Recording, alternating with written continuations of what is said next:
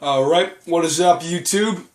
Episode 8, I believe, of the Los Angeles Lakers My GM. I just wanted to go over a couple of things, quick things, that made this team so much better than it is right now, or than it was before. The coaching menu, this kind of saved my entire team. Kobe Bryant, he was starting shooting guard, and Kyrie Evans was starting small forward. Carmelo Anthony, and Dante Exum was a starting point guard, all the way back up here. Carmelo Anthony was a six-man, and he was getting about 24 minutes a game. Wilson Chandler was the next six-man. He was getting 23 minutes a game. Both of them were starting to get a little bit unhappy, even though Carmelo Anthony signed on the terms that he was going to be a six-man. He didn't like his role. I don't get that at all.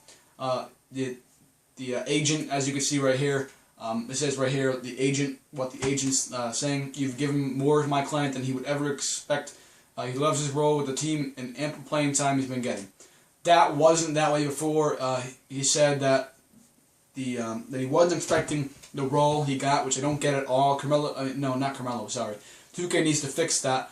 When a player signs on a certain role for the team, they need to honestly stick to that role. They can't just be, expecting to go from a six-man to a superstar. You signed being a six-man, stay a six-man. Yes, you are a star, I get that, but I didn't want to put you in the starting lineup.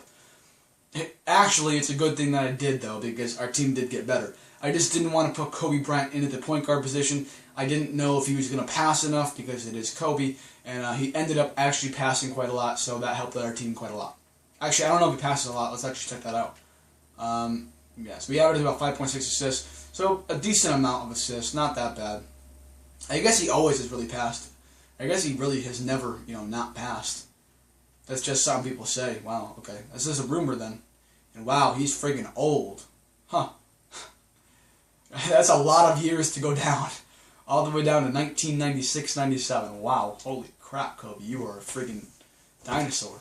Anyways, though. So, everybody's happy. Now that I did that, I was able to move Wilson Chandler's minutes up to 30. He's happy. He's providing many valuable points off the bench. He's doing great in his numbers, not only his numbers though, his percentages, 40% from three-point and 46% from, all over.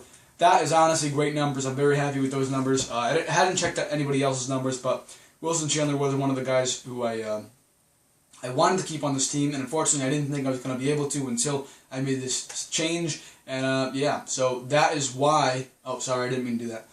That is why this team is doing so good. We are first on offense and fourth on defense. So, everybody's happy. I think Shane Larkin's a little bit unhappy. I did give him a role player role.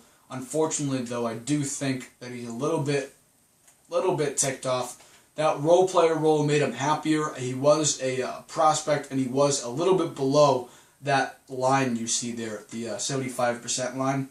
He was a little bit below that. So that role player role, the new role that I gave him, it did increase his happiness on the team. Anyways, though, yeah, so that's kind of, what helped out this team so much, and we're so good now. I just kind of wanted to go over that. On top of that, I did get a job to do, I guess you can call it, from our owner. The owner wanted me to get more, merchandise out there into the fans' hands. So, team hats, that was the only thing of the prices that I could adjust. Souvenirs, I ended up spending about 500 VC on being able to change the prices for souvenirs. And then programs, I still have not purchased the see, it says in the bottom left, public opinion, purchase this item in the facilities menu to unlock the ability to set prices. To be honest, it's probably going to be like 600 VC. I don't really want to spend 600 VC to do a little tiny thing like that, so I'm just going to keep that the same. I did end up spending VC on this, though. I mean, to be honest, if I didn't have a lot of VC, it would be kind of a pain to have to work up and spend VC. But, like I've said in a lot of my other videos, make sure you get the NBA 2K14 app. I bought a 35,000 VC pack in the very, very beginning with the $10 that PlayStation gives you. And I used that to buy one VC pack of 35,000 VC, like I just said. And with the 2K14 app, NBA 2K14 app, I've been able to keep my VC up. I actually don't keep my VC up by playing games. I mean, you do make VC and stuff by completing like entire My GM seasons and going into the playoffs, winning championships, stuff like that. But I don't do any of that. I mean, I don't rely on that because a lot of days I'm not playing and I'm spending more money than I'm making through the game. So the reason I still have money, VC, is because of the NBA 2K14 app. Anyways, though, I guess that's kind of going to be it for this video. I don't plan on making any trades because, as you can see there, the trade deadline is upon us. I was offered one trade of Dante Exum for Nate Robinson and a Pacers first-round pick. That was the only trade I was offered. I actually do want to talk, because I have so much time, I want to talk about how to create a good team. The major thing is, when you start out, you obviously don't start out with a team this good. Let's start out with the Miami Heat. That is the only time you're going to start out with a team that's disgusting. When I came into this team, if you haven't checked out my first couple of videos, then I would advise checking those out. But I came into this team, there was Steve Nash, Kobe Bryant, and Pau Gasol. That was it. And Pau Gasol and Steve Nash weren't even that good. We had one star on this team. That star was Kobe Bryant. Now we have 3 stars: Carmelo Anthony, Tyreek Evans, and Kobe Bryant. And we also have, how many of these guys are in the 80s? 1, 2, 3, 4, 5, 6, 7. 7 players in the 80s. I mean, that's something that honestly helps the team so tremendously. How do you get to this point where you have these players with these ratings? The major thing you need to do is you need to work on contracts. Think of every player as a salary. I mean, in real life, you can't do that. You can't do that. People have tried to do that. They've tried to think of every player as a salary, and it does not work at all. That's been established. That in real life, it doesn't work. But this is a video game, so think of every player as a salary. You have $1.42 million right here. You don't have Jared Sullinger now. You have $1.42 million. You have $15.3 million right here. You have $11.27 million right here. You have $21.14 million right here. So this $21.14 million contract is your biggest contract. You don't want a ton of these big contracts. I obviously have 3 pretty decently sized contracts, and then everybody else, they're not getting paid chump change either. They're all getting paid over $1 million a year, other than Bernard James. In a lot of teams, a lot of players, maybe 3 players, are paid that cheap amount of money. They're paid maybe $500 or $600K. There's a couple of players on every team, at least for the smaller market teams, that are paid that small amount of money. And it honestly helps out the team with salary, but that's something that doesn't really, like, these players that get paid this amount of money, they're not the ones straining the salary cap. These 3 guys at the top are the ones straining the salary cap. So you want to make sure that you shape your team around 1 star and the rest cheap contracts. Obviously you have Wilson Chandler over here, but he's not too expensive. He's just decently sized. So you want to make sure you do that. 1 star who gets paid star money, and the rest who get paid smaller money. I'm not going to say this is chump change, because $2.37 million is something that's going to, take up space in the salary cap. Obviously, you add it all up. You have 1.5, 2.5, 2.5, 1.5, 1.5, 2.5, 2.5, and then $500K. So that adds up to, I don't know, maybe about $10 or $15 million. It adds up eventually. So you want to make sure that you're shaping your team not just around these 3 big players. A lot of people, they shape their team around the 3 big players. They think, okay, the big 3, they don't care about these other guys because they think that these big 3 guys are going to win them games. Yeah, the big 3 guys are going to win you games. I mean, it's just kind of, I guess I would say, a flaw in this game, where those big 3 guys, if you just have 3 great players and the rest crappy players, you can actually come through and do decent. Potentially win a championship if you're good enough. You actually playing are good enough. But if you want to make it easy on yourself and get first seed every single time, you got to make sure you shape your team around 1 star who gets paid star money. Now obviously we have 3 stars, but we only have 1 who gets paid star money. That's Carmelo Anthony. If we had Kobe Bryant still getting $30 million a year, Carmelo Anthony would not be on this team. If Tyreek Evans got paid $18 million a year, Carmelo Anthony would not be on this team. It's just a matter of it. one star contract. The rest are not going to be star contracts. The Miami Heat, they kind of work themselves in a little bit of a different way. They have 3 star contracts. LeBron James, he gets paid $19 million a year. Dwayne Wade gets paid about $19 million a year, and Chris Bosh gets paid about $15 million a year. So I guess 2 star contracts and 1 big contract.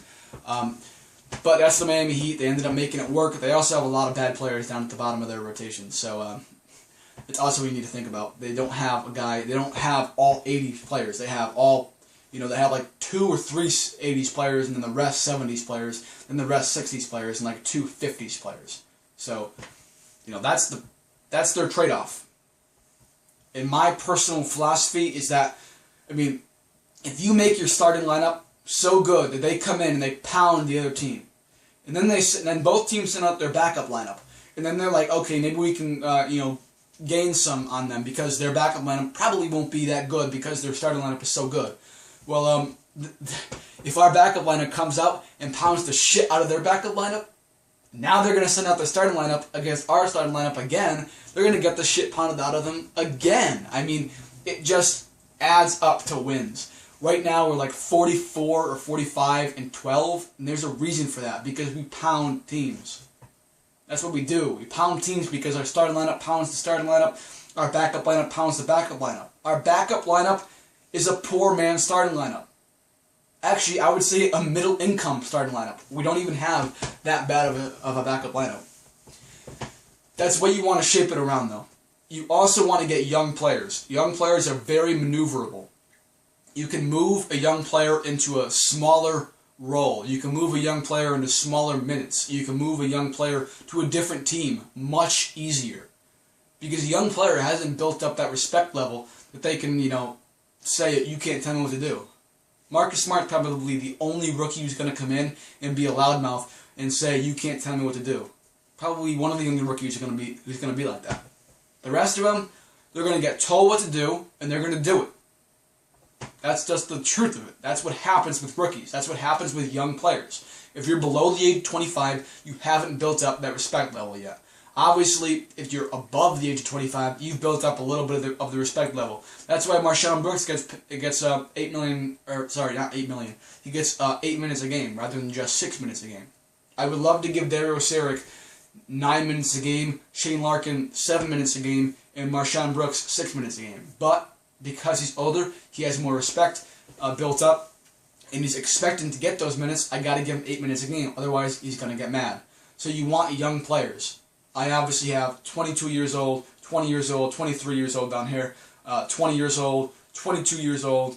So these young players you can move into just about any role. Jared Sullinger is a little bit of an exception to that. He is a very good player and therefore expects to get a starting role and starting players' minutes. So that's kind of the only exception to that. But, oh, sorry, I didn't mean to do that. No. That's what you really want to do. So, I guess the only other thing is to trade away players who don't fit. When you're starting your team, think about the future. Don't think about who's going to help me out this year. If you already know you're going to do bad this year, then you just got to clear out everybody. Make sure you have plenty of expiring contracts. Anybody who you don't plan on having next year, or you don't want to have next year, make sure that they have an expiring contract or that you've already traded them. That's the only way to do it. If you don't do it that way, then you're going to have a long rebuilding process. The Lakers are one of those teams that are going to have a long rebuilding process. They actually have a lot of expiring contracts, but they just have way too big of contracts. They have Kobe Bryant getting paid $30 million. Not only this year, but the next 2 years on top of that. Pau Gasol getting paid $19 million this year. He is on an expiring deal, so maybe he'll be able to fluctuate into something else. But those are the big key points I kind of wanted to point out. Tell me if this helped you. Tell me if you don't care. Whatever. Tell me what I'm doing right. Tell me what I'm doing wrong. Make sure you subscribe. Make sure you check out my other videos. And make sure you share this channel with the rest of your friends. Alright, thanks guys.